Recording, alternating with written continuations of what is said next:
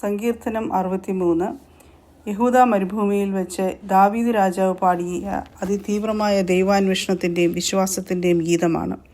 തളർന്നുപോയ അവസ്ഥയിലും ദൈവിക കരുണയും ശക്തിയും ദർശിക്കാനും ജീവിതകാലം മുഴുവൻ ദൈവത്തെ സ്തുതിക്കാനും ആത്മീയ തൃപ്തി കണ്ടെത്താനും ഈ സങ്കീർത്തനം വിശ്വാസികളെ പ്രചോദിപ്പിക്കുന്നു. പശ്ചാത്തലം: ശൗൽ രാജാവിൽ നിന്നും രക്ഷപ്പെട്ട് യഹൂദ മരുഭൂമിയിൽ ഒളിച്ചിരിക്കുമ്പോൾ ദാവീദ് രചിച്ചതാണ് ഈ സങ്കീർത്തനം. 63 സങ്കീർത്തനം. ദൈവമേ, നീ എൻ്റെ ദൈവം. അധികാലത്തെ ഞാൻ നിന്നെ അന്വേഷിക്കും. വെള്ളമില്ലാതെ ഉണങ്ങി വരണ്ട ദേശത്ത് എൻ്റെ ഉള്ളം നിനക്കായി ദാഹിക്കുന്നു.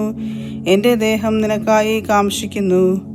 അങ്ങനെ നിന്റെ ബലവും മഹത്വവും കാണേണ്ടതിന് ഞാൻ വിശുദ്ധ മന്ദിരത്തിൽ നിന്നെ നോക്കിയിരിക്കുന്നു. നിന്റെ ദയ ജീവനേക്കാൾ നല്ലതാകുന്നു. എൻ്റെ അധരങ്ങൾ നിന്നെ സ്തുതിക്കും. എൻ്റെ ജീവകാലമൊക്കെയും ഞാൻ അങ്ങനെ നിന്നെ വാഴ്ത്തും. നിന്റെ നാമത്തിൽ ഞാൻ എൻ്റെ കൈകളെ മലർത്തും.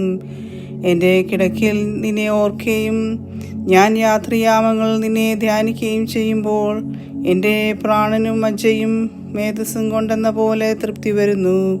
എൻ്റെ വായ് സന്തോഷമുള്ള ആദരങ്ങളാൽ നിന്നെ സ്തുതിക്കുന്നു. നീ എനിക്ക് സഹായമായി തീർന്നുവല്ലോ. നിന്റെ ചിറകിൻ കീഴിൽ ഞാൻ ഘോഷിച്ച് ആനന്ദിക്കുന്നു. എൻ്റെ ഉള്ളം നിന്നോട് പറ്റിയിരിക്കുന്നു. നിന്റെ വലങ്കൈ എന്നെ താങ്ങുന്നു. എന്നാൽ അവർ സ്വന്തം നാശത്തിനായി എനിക്ക് പ്രാണഹാനി വരുത്തുവാൻ നോക്കുന്നു. അവർ ഭൂമിയുടെ അധോഭാഗങ്ങളിലേക്ക് ഇറങ്ങിപ്പോകും. അവരെ വാളിൻ്റെ ശക്തിക്ക് ഏൽപ്പിക്കും. കുറുനരികൾക്ക് അവർ ഇരയായിത്തീരും.